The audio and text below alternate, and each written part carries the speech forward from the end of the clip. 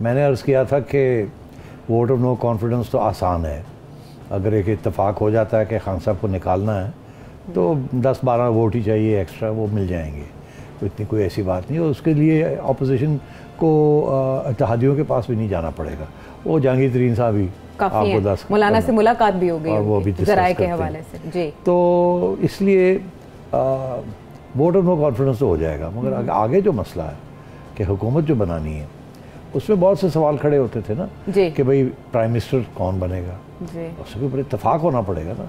अगर जितने ज़्यादा इत्तेहादी होंगे या अलायंस पार्टनर्स होंगे, हर एक की अपने अपना मौक़िफ़ होगा। फिर उसके बाद वो कितने अरसे के लिए आती है, 1 माह के लिए आती है, 2 माह के लिए आती है, 9 महीने के लिए आती है, फिर ये भी इशू है। फिर वो PDM की हुकूमत होगी, नेशनल हुकूमत होगी, ये क्या हुकूमत होगी, या नून लीग की होगी, या पीपल्स पार्टी नून लीग मिल के बनाएंगे, या पीपल्स पार्टी की होगी, ये सारे सवाल खड़े हो जाते हैं। तो ये इतने आसान नहीं है इन सवालों के जवाब मिलना, और फिर इनका सबके इकट्ठा बैठ के। तो मेरा ये मौक़िफ़ था कि फिर कोई रास्ते ढूंढने पड़ेंगे कि ये ना हो कि वोट ऑफ नो कॉन्फिडेंस हो जाए और उसके बाद इत्तेफाक ना हो पाए और अगली हुकूमत जो है वो ना बन पाए, या वो बनती है तो कैसी बनेगी।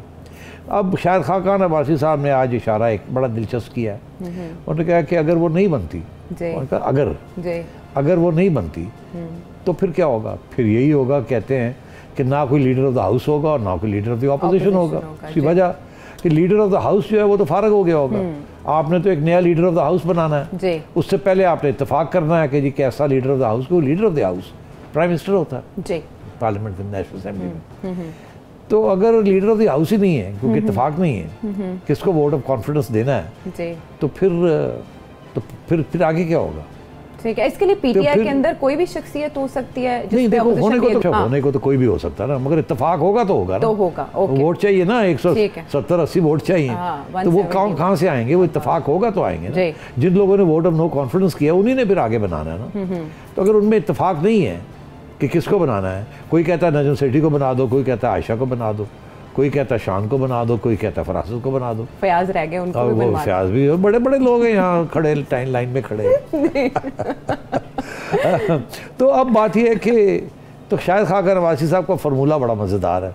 वो कहते हैं अगर ऐसी सूरत हाल होती है तो फिर फौरी तौर पे इलेक्शन कॉल कर लें। नहीं, फिर वो आइन की तशरीह की बात कर रहे हैं ना, और वो इलेक्शन कॉल करनी पड़ेगी, वो अदालत करेगी, क्योंकि एक डेडलॉक हो जाएगा, कोई हुकूमत नहीं होगी, तो खला तो हो नहीं सकती सियासत में या पार्लियामेंट में या आइन के अंदर।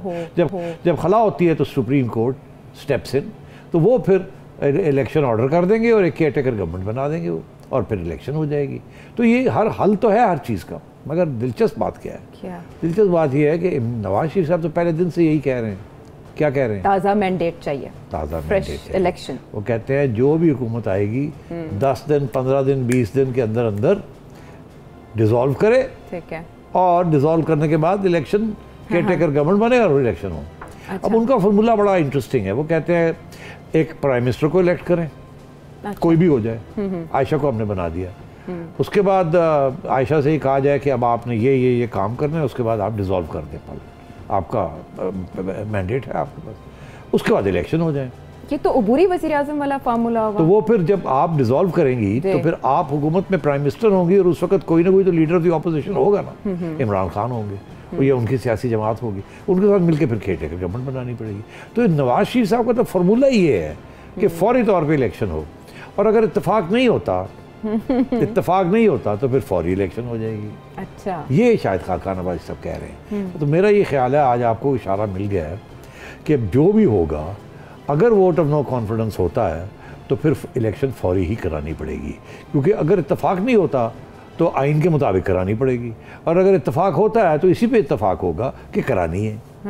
ठीक है ना? ठीक है। तो इसलिए मैं ये समझता हूँ कि शायद खाका नवासी साहब ने आज एंडोर्स कर दी है वो बात जो कि नवाज शरीफ साहब के जहन में है, जिसके ऊपर कुछ लेन देन हो रही थी, मगर सबको इस बात का एहसास है कि अगर वोट ऑफ नो कॉन्फिडेंस हो जाता है तो फिर अगली इलेक्शन 7-8 महीने वाली नहीं हो सकती। हाँ, अगर नवाज शरीफ साहब मान जाएं तो फिर हो सकती है, फिर तो जब मर्जी करा लें, बिकॉज मेजॉरिटी उनकी है ना। तो फिर नवाज शरीफ साहब अगर मानते हैं जी 8 महीने में होनी है तो शहबाज शरीफ साहब को बना देंगे, अगर वो कहते हैं कि 15 दिन में होनी है तो शायद खाकान अब्बासी बन जाए या कोई और बन जाए, या हो सकता है पीपल्स पार्टी का कोई बन जाए, बिलावल खुर्शीद शाह, ये नाम आपने बताए थे। आयशा के किसी के ऊपर इत्मीनान नहीं होगा। अच्छा, तो ज़्यादा चांसेस यही हैं कि फिर ये खला पैदा हो जाएगी और बात सुप्रीम कोर्ट जाएगी, और बात सुप्रीम कोर्ट फैसला ठा करके, वो तो और कोई चॉइस नहीं है, वो कहेगा जी ठीक है सब घर जाइए, ख़त्म होगी, और अब हम केयर टेकर गवर्नमेंट हम सुप्रीम कोर्ट सेटअप कर रहे हैं, सुप्रीम कोर्ट सेटअप करेगी। हाँ, इसमें वक्त लगेगा? नहीं, वक्त नहीं लगेगा, इत्तेफाक की राय भी तो 10-15 दिन में हो जाएगा, उसी वक्त supreme court will step in and solve this issue.